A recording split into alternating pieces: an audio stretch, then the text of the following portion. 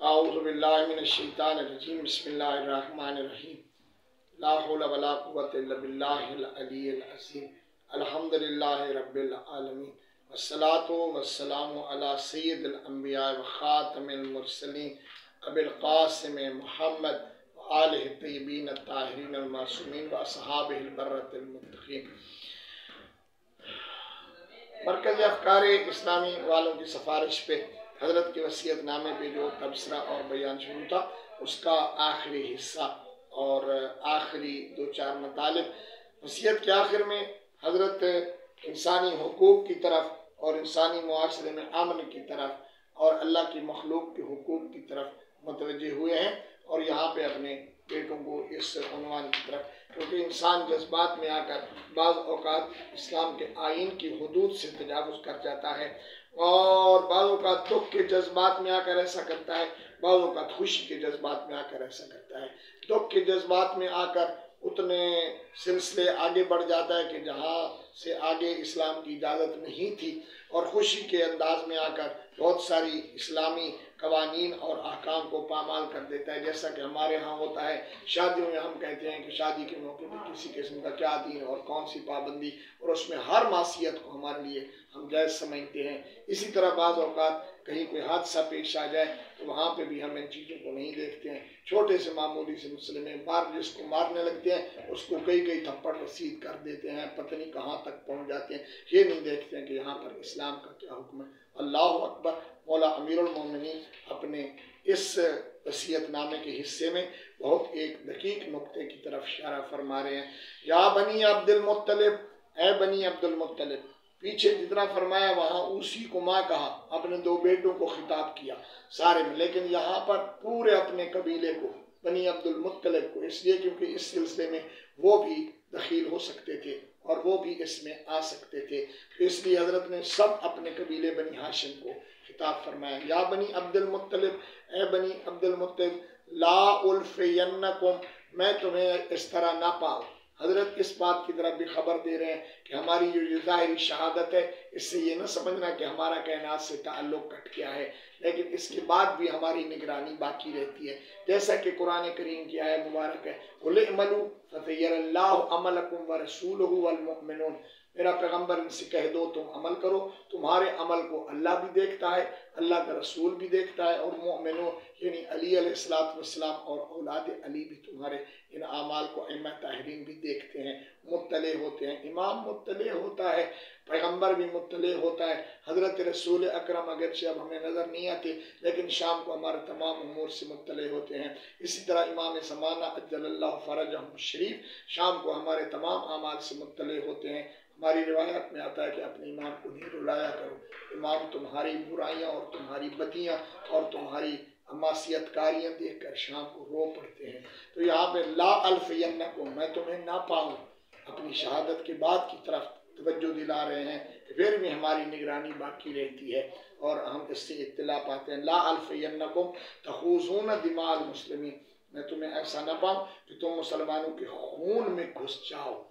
کس طرح؟ خوصا، پوری طرح سے اس میں تم قتل و غارت کا بازار گرم کر دو۔ تقولون قتل امیر المومنین، تم کو امیر المومنین قتل ہو گئے ہیں، تو اب جب امیر المومنین قتل ہو گئے ہیں تو اب تو ہمیں بہت کچھ کرنا چاہیے اور جو آئے اسے مار دینا چاہیے۔ لا تقتلوا النبی الا قاتلی، میرے بدلے میں صرف میرے قاتل کو قتل کرنا۔ عدل کا اتنا بڑا معیار حضرت امیر نے قائم کر دیا ہے کہ پیغمبر اسلام صلی اللہ علیہ وآلہ وسلم کے بعد اگر کوئی اتنا بلند پایا عادل دنیا نے دیکھا تو علی تھا۔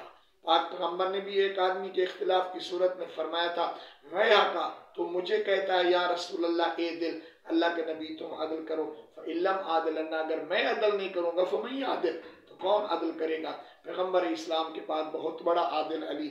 لا تقتلوا النبی الا قاتلی، میرے بدلے میں صرف میرے قاتل کو قتل کرنا، ایسا نہ کرنا کہ اس کے قبیلے کے کسی کو یا جو اس کے ساتھ آپ کو ملے یا جو بھی کوئی کہیں پہ آپ کو نظر آئے تو خون کی ندیاں بہا دو، خبردار ایسا نہ کرنا۔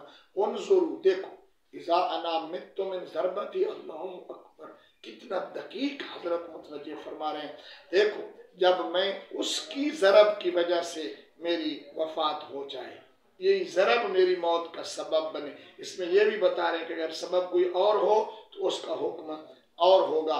حاضی فضربوہ ضربتن بضربتن، اس نے چونکہ مجھے ایک ضرب ماری ہے تم بھی اسے ایک ضرب مارو۔ اللہ، یعنی دوسری ضرب کی بھی حضرت اجازت نہیں دے رہے۔ ہمارے ہاں تو اگر ہمیں کوئی ایک تھپڑ لگائے تو ہم جب تک 10-20 نہ لگائے اور کوئی آ کر ہمیں پکڑے نہیں اتنے تک ہم اسے چھوڑنے کے لیے تیار نہیں ہوتے۔ حضرت فرما رہے ہیں کہ اپنے غصے پہ کنٹرول کرنا۔ فضربوہ ضربتن بضربتن، تو اس کو اس ضرب کے بدلے میں ایک ضرب لگانا۔ ولا یمسل بالرجل، اور پھر اس کے بعد عرب والوں کا ایک روایت تھا کہ وہ قتل کے بعد اس کے اعضاء کاٹ لیتے تھے، جیسا کہ جنگ احد میں ایسا ہوا تھا کہ مسلح کیا گیا، مسلمانوں کے اعضاء، کان، ناک وغیرہ ہاتھ کاٹ دیے گئے، ہونٹ کاٹ دیے گئے، آنکھیں نکالی گئیں۔ تو حضرت نے فرمایا خبردار پھر اس کے بعد کوئی غصے میں آ کر ایسا نہ کرے کہ اس کا مسلح کر دیا جائے۔ فإنی سمعت رسول اللہ، میں نے پیغمبر اسلام سے سنا، یقول، حضرت فرما رہے تھے، ایاکم والمسلطہ، خبردار تم مسلح انجام نہ دینا، ولو بالکلب الاخور، اگرچہ کاٹنے والا کتا بھی ہو تو اس کو بھی مسلح نہ کرنا، اس کی شکل نہ بگاڑنا۔ یہ تو وصیت نامہ تھا اس سلسلے کا کہ جس میں حضرت نے تمام امور کا جائزہ لیا ہے، حیوانات کا بھی، انسانوں کا بھی، یتامہ کا بھی، سب کے لیے وصیت کی ہے۔ لیکن ایک وصیت نامہ ایسا تھا کہ اس نے رلا دیا زہرا جائیوں کو۔ جناب ام کلثوم فرماتی ہیں کہ جب شب ضربت 19 کی شب کو تھوڑی سی سیری کرنے کے بعد بابا نکلنے لگے، اسبغ الوضو، تو بابا نے بہت اچھا وضو فرمایا، طلب الماء، پانی طلب فرمایا، واسبغ الوضو، اور وضو بڑا خوبصورت اچھا وضو کیا۔ اس کے بعد فرتدا بردا، حضرت ردا پہن کر چلنے لگے۔ بی بی فرماتی ہے کہ آج بابا کے معمولات سے ہم بہت متاثر ہو چکی تھی، ہم گھبرائی تھی، ہم دونوں بہنیں بھی بابا کے ساتھ ساتھ چل پڑی۔ فرماتی ہے کہ میرے فی بیتی، بس میرے گھر میں بھائی حسن کو کسی نے 2 بطخیں ہدیہ کی تھی، انہوں نے مجھے دی تھی، وہ میرے گھر میں ہوتی تھی۔ جو ہی میرے سین کے قریب آئے تو بطخیں رفرفن وسہن فی وجہی، وہ بطخیں پر مار کے اڑی اور حضرت امیر کی طرف دوڑ کر آئی اور اونچی اونچی آواز سے ان کی چیخیں نکل گئی۔ بی بی فرماتی ہے وہیں پہ کھڑے ہو گئے اور ایک عجیب جملہ بابا نے فرمایا، مصائب کی دنیا کی وہاں پہ ایک بہار ہوگی، فرمایا سوائے تتبع النوائب، اب یہ چیخ رہی ہے، تھوڑی دیر کے بعد یہاں نوحہ گری ہوگی اور یہاں پر نوحہ پڑھنے والی نوحہ پڑھیں گی۔ تو بیٹیاں تھیں امیر کی، سمجھ گئی بابا کیا کریں۔ یہیں پہ فرمایا یہ بیٹی کہ جنگل کے حیوان ہیں، انہیں وقت پہ پانی دینا، وقت پہ دانا دینا، ان کا خیال رکھنا، نہ کر سکنا تو آزاد کر دینا۔ یا امیر المومنین، یہ تو فاطمہ زہرا کی پرورش شدہ، یہ ضرور اپنے پرندوں کا خیال رکھیں گی۔ لیکن کیا منظر ہوگا جب حضرت امام حسین کو یاد آیا ہوگا کہ ننھا سا بچہ امام حسین نے اٹھایا ہوا تھا، میدان کربلا میں کہہ رہے تھے یا قوم میرے ساتھ لڑنے والوں، دیکھو علی اصغر کا تو یہ حال ہے۔ وہ خشک لبوں پہ زبان پھیر رہا ہے، کبھی کبھی منہ کھولتا ہے، قادیت اللذات، کبھی کبھی منہ کھولتا ہے اور کبھی کبھی بند کر دیتا ہے۔ وہ امیر المومنین کہ جس سے بطخوں کی بھوک بھی برداشت نہیں ہے، اس کے بچے، اس کی بیٹیاں، اس کے تمام عزیز کربلا میں کتنے پیاسے اور بھوکے رہے 3 دن تک۔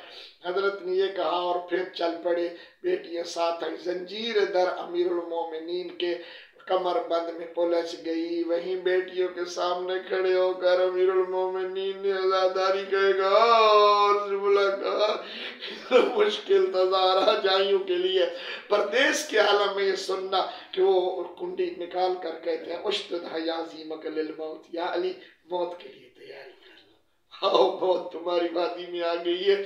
بیٹیوں نے دروازہ بند کر دیا، دروازے کے اندر کھڑی ہو گئی۔ حضرت امیر المومنین گلدستہ آذان پہ تشریف لائے، آذان پڑھی، آذان کوفے کی گلیوں میں گونجی۔ کوئی درد تھا، کوئی گداز تھا امیر کے لہجے میں، آج کوئی الوداعی آذان تھی۔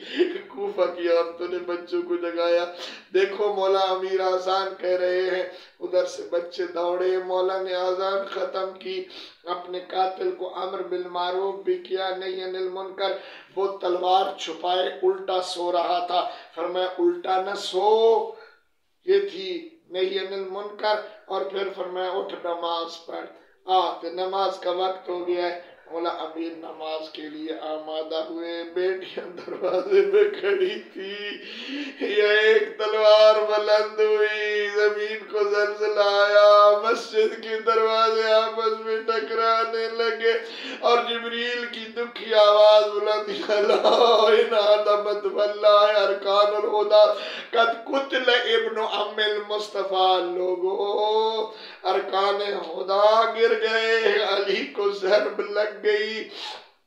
امیر کے بیٹے آئے، حضرت کو نماز پڑھانے کے بعد حضرت کو اپنی عوا میں لٹایا، بچے اٹھا کر لے چلے، لوگوں کا گریہ بلند تھا دروازے تک۔ تو امیر، دو روایات ہیں، ایک ہے کہ بیٹوں کے کندھوں پہ ہاتھ رکھ کر آئے، ایک روایت ہے کہ نہیں اسی عوا پہ بیٹے اٹھا کے لے آئے۔